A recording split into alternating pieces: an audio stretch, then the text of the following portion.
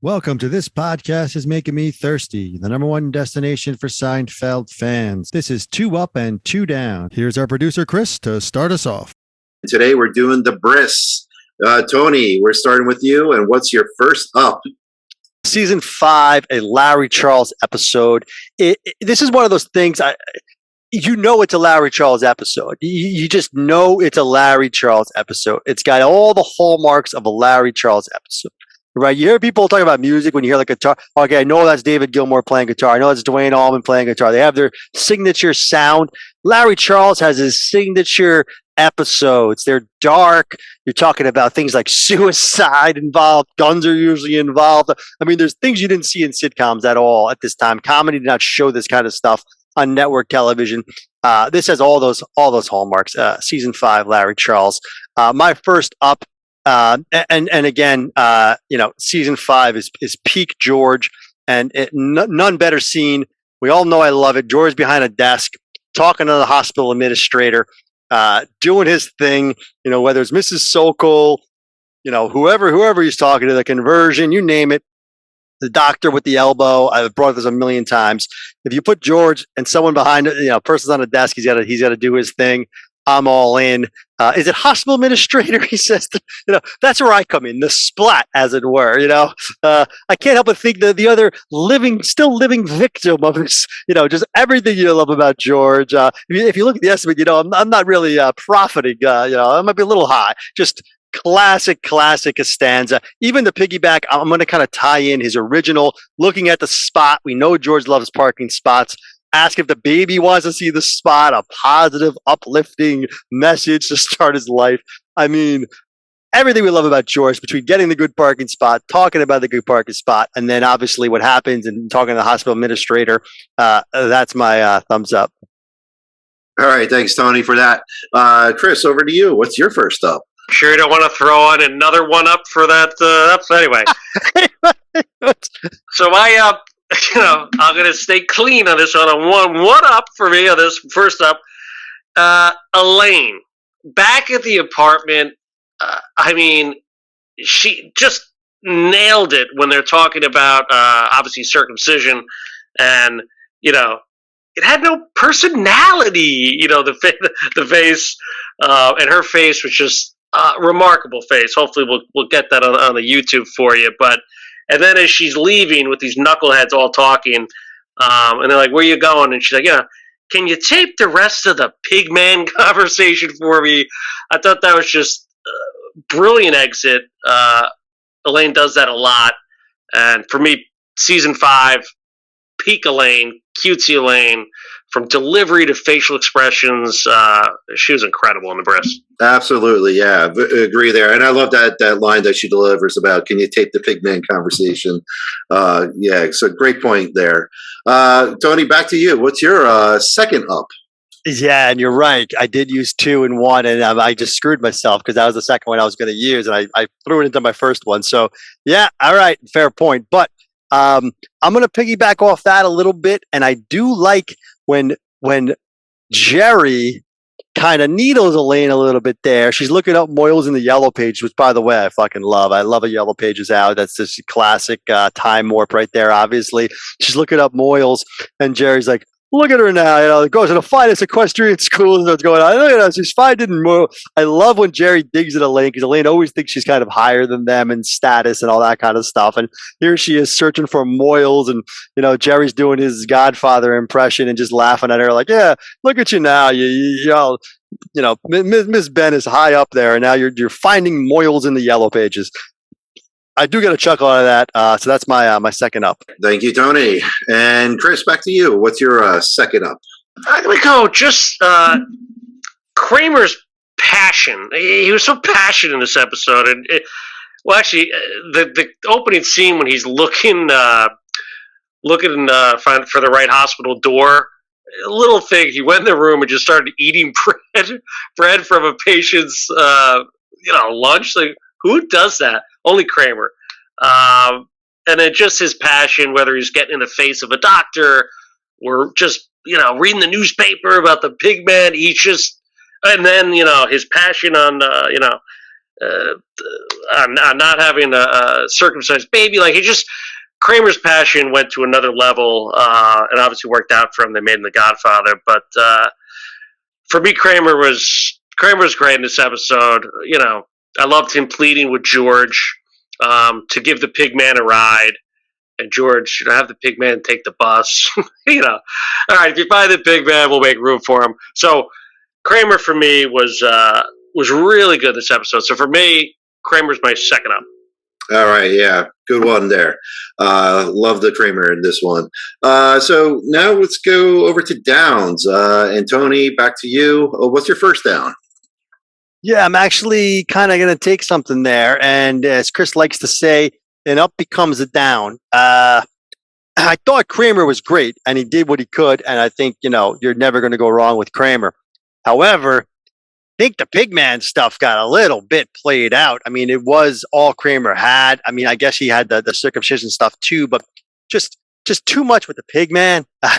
I don't know. I just thought he went back to the hospital like 3 or 4 times. I like when he yelled at he was yelling at that one doctor, and the doctor didn't know what to do. I mean, yes, fine, but then he kept kind of going back, and I saw a Pigman and he runs out. I don't know. I did not write a lot of downs down, and I think my downs are nitpicking. As Chris likes to say, when a down's an up, we got something here. I mean, I just thought it was a little too much, and I think because Kramer's Kramer, he was able to carry it, but I also think it got a little played out. I would have liked to seen something else. I don't know, maybe dance off that a little bit. I don't know what I'm missing, but I just think it was too much Pigman conversation. Leave it to Larry Charles, though, to just do that. Well, again, as I mentioned earlier, kind of a Twilight Zone twist to it. Got suicide involved, circumcision. I mean, this is Larry Charles, like I said, to a T. But I'm trying to be fair here. I'm trying to find downs, and that's my down. Just a little too much of the Pigman. Chris, over to you. What's your first down? Yeah, I'm going to take a similar spin there, similar to your desk theory. George is right here. First off, the hospital should be responsible, but secondly, doesn't George have insurance? He shouldn't even gone to the hospital. Like, this should have all been covered by insurance. And again, I'm nitpicking here, but they're wasting some meaningful scenes here. And I get it; they put him behind a desk. It's funny, but he's not profiting. His car was damaged at the end of the day, and the hospital should cover that, or the insurance should cover it. And you can't have a car without insurance. So I don't think George would be paying out of pocket for that. Again, depending on what he has, I get it, the whole thing, collision. But listen, I'm assuming someone jumps off the building to be covered. So for me, that's a down. Larry Charles, I thought would solve for, but that's all right. A slight down from an up. Tony, back to you. Your second down. Yeah, we're nitpicking. I mean, my second down is really, I don't even know where I'm going with this one. I wrote it down as a note. I think, again, it's almost an up because I kind of like the guy, and maybe one of you guys know his name. I can't remember it, but the father of the baby, classic New York guy. Just not a solid actor. I kind of like his role there. How he kind of goes from taking on Kramer as the Godfather later on. But part that always baffled me, and this is why it's sort of a down. And Jerry's line is really what pulls it all together for me. He's like, who is this guy, and why is Jerry the Godfather? And they even bring it up, Jerry and Elaine, which kind of makes it not really a down because they acknowledge it. But still, I love when Jerry says, just because I'm the pitcher and he's the catcher, he doesn't come out the mound, doesn't encourage me. That's actually my down, even though as I'm saying it, I kind of laugh at it. But we all know George is usually the catcher on that team from past experience with Bette Midler. Although George also played, I think he played first base in the punting remark. Correct me if I'm wrong there. So maybe they bounce around a bit. But anyway, Stan, the father, he's sort of an up and a down for me. I don't know where he fits into the whole thing. Kind of rambling here, I know that. But my down is them cramming them into the whole thing, right? And I get that that's where it starts, right? They need other friends to have this whole Bris scenario. But George is friends with them too. Kramer's there. How do they even know Kramer? Is Kramer play softball too? lot of question marks. I don't like to question things when I want to laugh. So if I'm finding downs, that's where I'm finding him, is kind of nitpicking, like, wait a minute, who is this guy playing softball with Jerry, but George is friends with him, Kramer's friends with him? Anyway, that's my down. Chris, we'll go to you. What's your second down? Yeah, Tom Allen Robbins, Stan, would love to have him on the show. And for me, I don't look him as a down. I think he's solid. It's one of those guys, He wasn't my down, to be fair. Sorry to jump in. He wasn't actually my down, but yeah. Yeah, but I hear you. And, listen, I nitpick some of these friends that it's like a season 5 thing. I think the lip reader, they just throw in a friend at a party, how they know these people.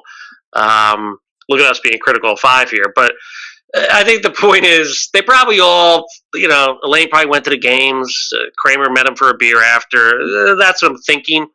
Everybody's friends with Kramer, right?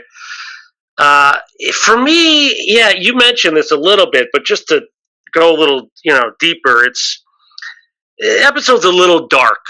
The suicide stuff, and I know that's Larry Charles, right? I mean, geez, he had the gun episode that got pulled, the fire, you name it. But I don't know. Did they have to kill the guy? Did he have to crush the whole car? For me, just a little dark. And a couple scenes just went a little overboard. I mean, we didn't even mention Moyle. We'll get to him in the grade, but I thought he was fantastic. It was powerful in that scene. And then Kramer grabbing the baby. It was just George falling over. There's a lot going on there in that scene. I think it was just a little too much in that Moyle scene that took away from, obviously, Charles Levin's dominance of the character. So for me, the darkness and just a little too much in the Moyle scene is my second down for the Bris. All right. Well, yeah, thank you for that. And I was going to say, how can we go this long into this episode and not have mentioned the Moyle? Tony, over to you. What's your grade here? Yeah, fair point. I mean, the Moyle was probably the highlight of the episode, and he wasn't brought up, but that's kind of what we do here. We're analyzing different things. We all know the Moyle is going to be solid in this one. Everyone loves him. It's season 5. It's Larry Charles. Okay, they say O'Hara says a little dark. Yeah, that's Larry Charles, right? A little dark. I mean, every episode the guy does has got something dark in it. Between the heart attack. Subway's got, robbery, guns being pulled out by cops.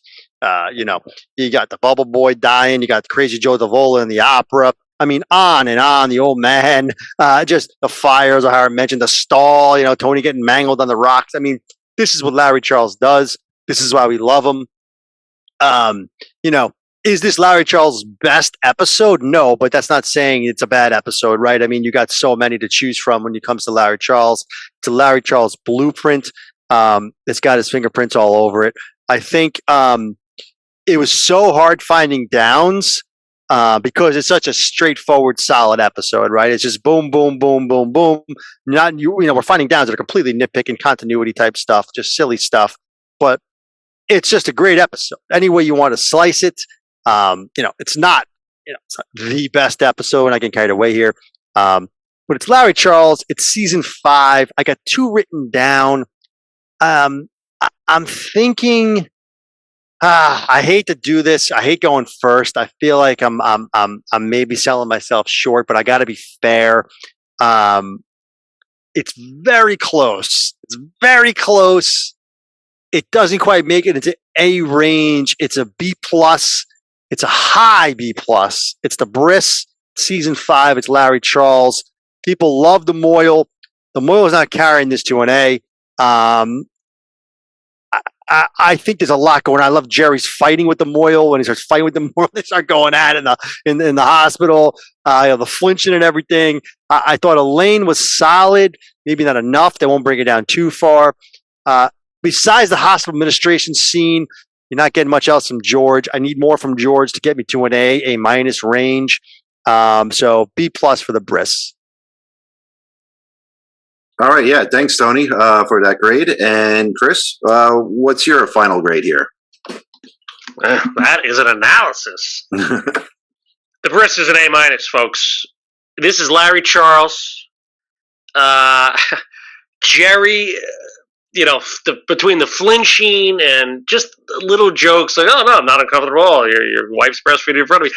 I mean, that opening scene when they're all in the hospital room with your boy Stan there and Myra and George he's annoying George. Like, look at that spot. Like they're trying to celebrate their kid here, and he's just, God, just classic, just needling George, annoying George, bragging about a spot to Kramer, the Pigman stuff. I know, some people, didn't love that too much, but like I said, Kramer's passion just really elevated this. I thought Elaine was really strong.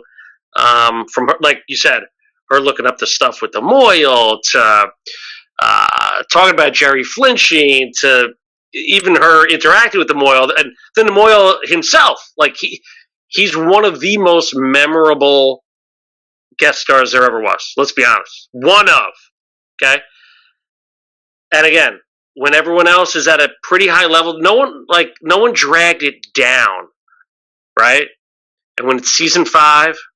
When it's Larry Charles, no one's dragging it below an A-.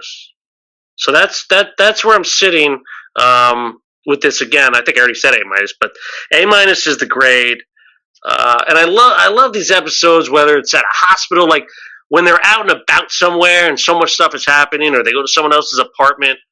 When they branch out, that's always good to see. And maybe Larry Charles does that a lot. You mentioned the subway. The fire, things of that nature. I don't think there was any scenes at Monk's, believe it or not, off the top of my head. So it was just one of those, again, like unique episodes where, for the most part, they all shined, And then you had the Moyle. So great stuff. A-, can't go any lower. I wrote down A-. I didn't. You were talking like you were going that high. Now I feel like I shortchanged myself here, but I'm sticking with the B+. I think I'm right there. I think it's a fair grade. I think A- is a fair grade. I can't argue it. I had it written down as well.